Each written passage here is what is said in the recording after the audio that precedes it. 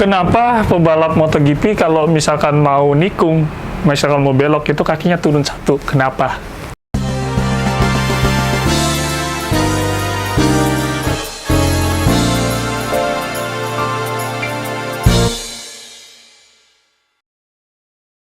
Jadi gini ya, sebenarnya zaman dulu nggak ada tuh yang balapan motor pas mau led brake, mau ngerem, lagi led brake, terus mau masuk tikungan kakinya turun satu, nggak ada ya.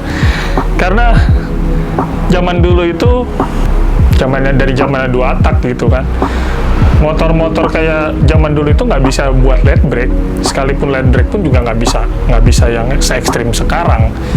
Kenapa? Ya karena memang sasis motor zaman dulu itu memang nggak bisa untuk led brake, jadi masuk tikungannya itu harus smooth. Yang kita tahu kalau ketika masuk tikungan smooth itu nggak perlu nurunin kaki, karena kalau misalkan nurunin kaki ya malah jadi susah masuk tikungannya gitu kan. Seiring berjalannya waktu di MotoGP itu, motor desain sasis terbaru itu bisa memungkinkan untuk motor tersebut led braking ya. Led braking itu adalah mengerem sedekat mungkin menjelang tikungan, yang artinya misalkan jarak pengereman tanpa led braking itu sekitar 250 meter, ini kita bisa mengerem dengan keras di 50 meter, ya kan. Tentunya ada resikonya adalah ketika led braking kan namanya dari kecepatan misalkan 200, 300, tiba-tiba kalian ngerem seada-adanya, itu kan pasti motor goyang tuh, terutama di bagian belakang. Itu bagian belakang pasti goyang, karena dulu gua ngerasain tuh pas nyentul pakai GSX 600 itu, ngerasain ketika led brake, belakangnya tuh goyang-goyang gitu ya. Nah, jadi dulu sejarahnya si Valentino Rossi sama Setegi Bernau di tahun 2004 atau 3 ya, 2004 atau 3 gitu ya. Waktu di Jerez ya kan, di Jerez dia lagi bersaing dengan Setegi Bernau di tikungan terakhir. Valentino Rossi itu led brake seadanya dan dia refleks untuk menurunkan kaki, karena ketika led brake seperti yang gue bilang, ketika led brake itu kan motor goyang-goyang bagian belakangnya, jadi dia refleks untuk nurunin kaki supaya motor stabil gitu kan. Sebenarnya ilmu dan teori ini ada di motocross ya, karena motocross kan ban itu nggak pernah gigit banget di aspal gitu kan, beda sama motor yang ada di jalan raya gitu kan. Motor yang di balap road race gitu kan beda. Ban itu motor cross itu nggak bisa anteng kali, goyang-goyang terus. Makanya kenapa kalau kita lihat motor cross pada saat belok kan, bahkan sampai tikungan pun dia nikungnya kaki pasti turun kan sampai di tikungan, karena ya itu dia untuk menyeimbangkan motor yang tidak stabil gitu, karena kan namanya balap di tanah ya, motor nggak stabil kan. Dan Valentino Rossi kan memang sering latihan motocross, makanya dia refleks dari motocross itu ke bawah ke MotoGP. Pada saat itu refleks untuk nurunin kaki supaya motor seimbang gitu. Dan dari situ kontroversi memang waktu itu, apakah boleh di MotoGP seperti itu gitu kan. Tapi ternyata dibolehkan. Dari kontroversi tersebut akhirnya kebawa sampai ke balapan seterusnya. Valentino Rossi tidak sengaja menemukan style balap sendiri, yaitu turun kaki, dan akhirnya 2005-2006 sampai seterusnya Valentino Rossi menggunakan style tersebut.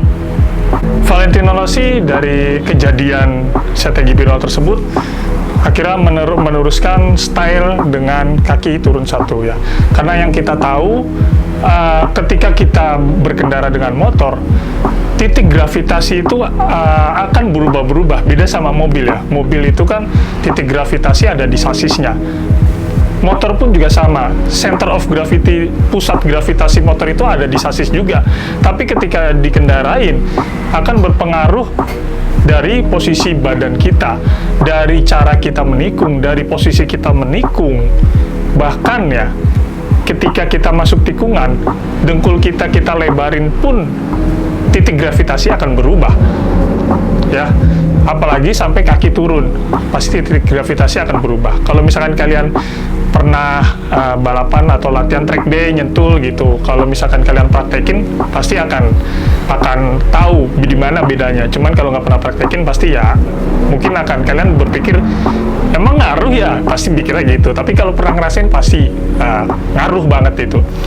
Dan kemudian seiring berkembangnya zaman, motor-motor zaman sekarang memang sudah enak dipakai late braking. Akhirnya style tersebut hampir dipakai semua pembalap, kecuali Jorge Lorenzo. Pada saat itu Jorge Lorenzo tidak memakai style kaki turun satu, karena yang kita tahu Lorenzo itu bukan tipikal pembalap dengan cara late braking.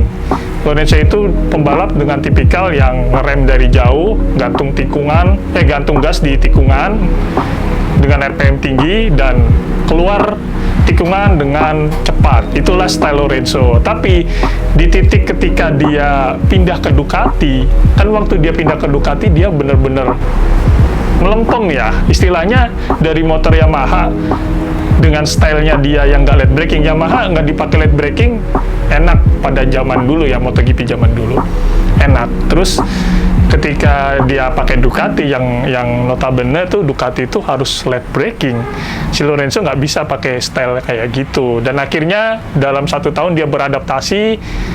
Di 2018 ya kalau nggak salah, kalau salah koreksi, Lorenzo sudah memakai style kaki turun satu atau yang disebut leg dangle ya kan. Dia sudah menyesuaikan diri supaya bisa late braking. Terus akhirnya dia sudah memakai gaya kaki turun satu pada saat 2018 itu. Nah, style kaki gaya turun satu ini adalah style yang sudah hampir semua, bahkan semua dipakai pembalap MotoGP zaman sekarang ya. Karena bukan tanpa alasan, itu ada pengaruhnya terhadap titik gravitasi ya kan. Jadi ketika misalkan mau masuk tikungan, karena badan kita dorong, makanya perhatiin deh kalau misalkan mau masuk tikungan, misalkan tikung ke sebelah sana ya, pasti pembalap MotoGP pantatnya udah miring ke sini, dengkul udah melebar, badan udah begini ya kan, yang artinya titik gravitasi motor yang seharusnya di sini, ketika kita tarik pakai badan ke sini, ini akan ikut ketarik gitu loh. Itu akan tarik, apalagi kalau kaki turun bisa menarik lagi gravitasinya. Itulah kenapa kaki turun satu di pembalap MotoGP banyak yang melakukan style kaki turun satu ya. Jadi gimana? Sudah paham? Semoga sampai di sini paham ya. Oke, harus paham.